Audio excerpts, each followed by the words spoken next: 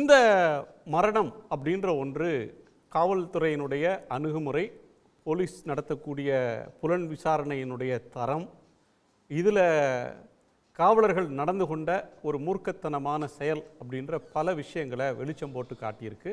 ஒரு விவாத பொருளாகவும் கண்டனத்துக்குரியதாகவும் ஆகியிருக்கு. இந்த குறிப்பிட்ட சம்பவத்தில் இந்த கைது நடவடிக்கை எங்கே கோளாறு நடந்ததுன்னு நினைக்கிறீங்க? போலீஸ் அரெஸ்ட் மர்டர் கேஸ்னு போஸ்ட்மார்ட்டம் ரிப்போர்ட் வந்த பிறகு அதை மாற்றினதை நீங்கள் எப்படி புரிஞ்சுக்கிறீங்க? இன்னைக்கு நீதிமன்றம் எழுப்பியிருக்கக்கூடிய பல கேள்விகளையும் நீங்கள் எப்படி உள்வாங்கிக்கிறீங்க? அதாவது இந்த கேஸில் வருத்தத்துடன் இந்த உதாரணத்தை பயன்படுத்த கடமைப்பட்டிருக்கிறேன். மதிப்பிற்குரிய முன்னாள் காவல்துறை அதிகாரிகள்லாம் இருக்கக்கூடிய ஒரு இடத்துல இது சொல்கிறதில் அவங்க தவறாக எடுத்துக்கொள்ளக்கூடாது.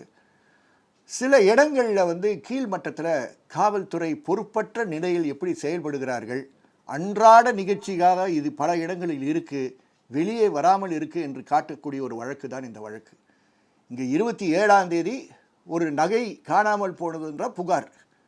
அது யார் பேசுனாங்க யார் பேசலை, அவங்க யார்கிட்ட பேசுகிறாங்கன்றதெல்லாம் எங்களுடைய வழக்கே கிடையாது. நகை காணா போகுது, போலீஸ் ஸ்டேஷனில் போய் கம்ப்ளைண்ட் கொடுக்குறாங்க. போலீஸ் இன்ஸ்பெக்டர் ஓரலாக அதை ஏற்றுக்கொண்டு அதை நடவடிக்கை எடுக்கிறதுக்கு டெம்பிளுக்கு ஃபோன் பண்ணி இதுக்கு சம்மந்தப்பட்டிருக்கக்கூடிய செக்யூரிட்டி ஆள் அஜித்குமாரை அழைத்துட்டு வாங்கன்றாங்க.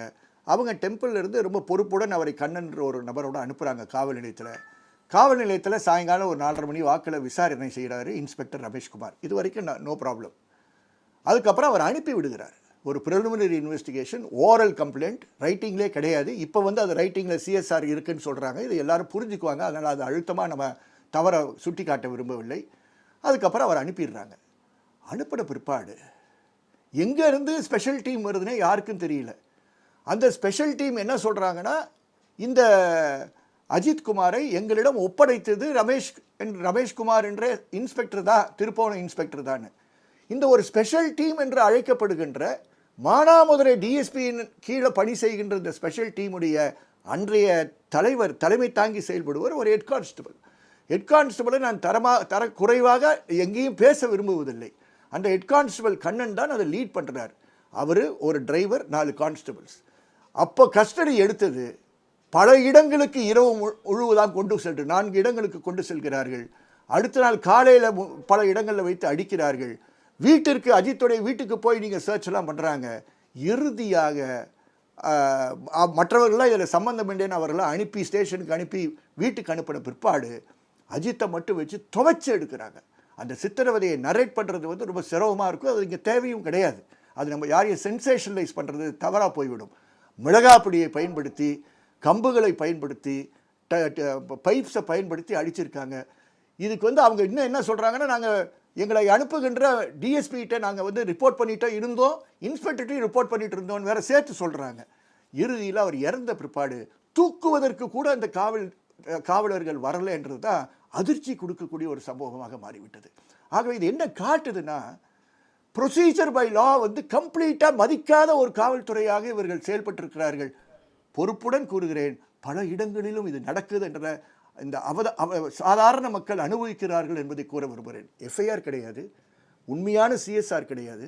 எஃப்ஐஆர் அவர்கள் அரசினுடைய நிலைப்பாட்டுப்படியே 28ஆம் தேதி காலை 10:30 மணிக்கு தான் எஃப்ஐஆர் போடுறாங்க. எஃப்ஐஆர் போடாத நிலையில் ஒரு ஸ்பெஷல் டீம் கஸ்டடி எடுத்து, அந்த கஸ்டடி எடுத்தவர்கள் இவங்களை போட்டு இவ்வளோ கொடூரமான சித்திரவதை செய்திருக்கிறார்கள். 10 சவரன் நகைக்கு அதில் எஸ்பியும் வர வேண்டிய ஒரு சூழல் ஏற்படுகிறது. ஒரு டிஎஸ்பி போய் ஒரு கல்யாண மண்டபத்தில் கட்சி சார்ந்த, ஆளும் கட்சியை சார்ந்த உறுப்பினர்களுடன் உட்கார்ந்து பேசி ஒரு பேரம் பேசியிருக்கார்கள் என்றால், I am sorry, this is very very bad law. இது ரூல் ஆஃப் லா கிடையாது. ஆனால் அதை அம்பலப்படுத்தி இருக்கக்கூடிய ஒரு வழக்கு தான் இது. ஆனால் இது எடுத்துக்காட்டு தான்.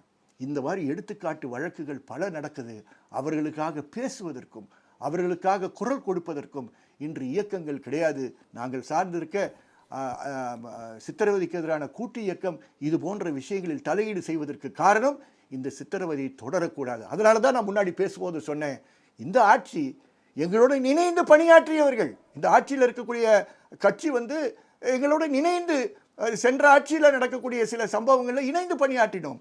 சித்திரவதை என்பது கட்சி ரீதியாக பிரிக்காமல் நாம் அனைவரும் இதை எடுத்துக்காட்டாக பயன்படுத்தி கொண்டு ஒரு இயக்கத்தின் மூலமாக தான் சித்திரவதைக்கு எதிரான குரலை பலப்படுத்த முடியும்.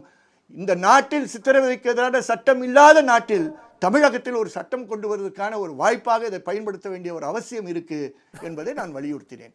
ஆகவே ஒவ்வொரு ப்ரொசீஜரல் மிஸ்டேக்ஸ் எல்லாம் ஏகப்பட்ட மிஸ்டேக்ஸ் இந்த வழக்கில் நடந்திருக்கக்கூடிய ஒரு நிலை இருக்கு. அது தவறு. அந்த தவறுகளுக்கு நீங்க ஒவ்வொரு முறையும் நீங்க சிபிஐக்கு போறீர்கள் என்றால் எனக்கு நம்பிக்கை இருக்கு, தமிழகத்தில் இருக்கக்கூடிய கை சுத்தமான நேர்மையான காவல்துறை அதிகாரிகள் இருக்கிறார்கள் என்று. அவர்களை நீங்கள் தட்டி அவர்களிடம் இந்த பொறுப்பு கொடுத்தீர்கள் என்றால் கண்டிப்பாக நேர்மையான மற்றவர்களை தண்டிக்கக்கூடிய உயர் அதிகாரிகளையும் தண்டிக்கக்கூடிய விஷயமாக மாறும். நீங்கள் ஒவ்வொரு முறையும் இதை செய்ய தவறும் போதுதான் ஆட்சியில் தவறீர்கள். பல்வீர் சிங்களை வெறும் சஸ்பென்ஷனோட விட்டீங்க. பல்வீர் சிங் வழக்கில் இன்னும் ஆழமாக செயல்படாமல் போனதுக்கு காரணம் ஆட்சிக்கு பொறுப்பாக இருக்கக்கூடிய நீங்கள் ஆட்சியில் இருக்கக்கூடிய எக்ஸிக்யூட்டிவ்ஸை நீங்கள் கேட்டீங்க. அதனால தான் அது போய் விடுச்சிரு. நீங்கள் காஞ்சிபுரத்தில் இருக்கக்கூடிய உதயகுமார் எம்டிஎம்கே வையாபுரியுடைய சித்திரவதை வழக்கிலும் அதே மாதிரி இன்னொரு ஐபிஎஸ் ஆஃபீஸர் உதயகுமாரை நீங்கள் விட்டுட்டீங்க. ஒவ்வொரு முறையும் நீங்கள் விட்டு விடுவதன் காரணமாக தான் உங்கள் பொறுப்பிலிருந்து நீங்கள் தவறீர்கள் என்று உங்களுக்கு அரசியலில் இருக்கக்கூடிய எதிர்க்கட்சிகள் உங்களை விமர்சனம் செய்ய வேண்டிய ஒரு சூழல் ஏற்படுது என்பதை பொறுப்புடன் நான் சார்ந்து இருக்கக்கூடிய சித்திரவதைக்கு எதிரான கூட்டு இயக்கத்தின் சார்பாக முன்வைக்க கடமைப்பட்டிருக்கிறேன். உடனுக்குடன் செய்திகளை தெரிந்து கொள்ள சன் நியூஸ் பெல் ஐகானை கிளிக் பண்ணுங்க.